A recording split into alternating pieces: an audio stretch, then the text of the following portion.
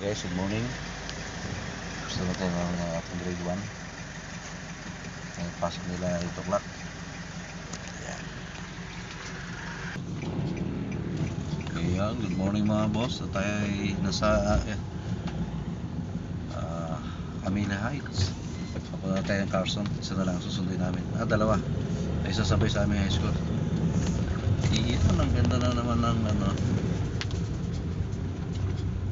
Heights. Nakita ko naman yung mga punong kahoy. Sarap dito parang presko parang dito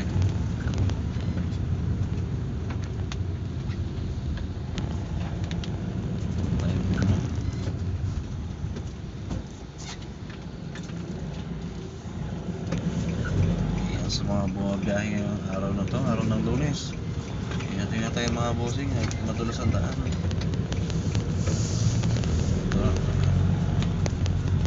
Ito, executive na tayo.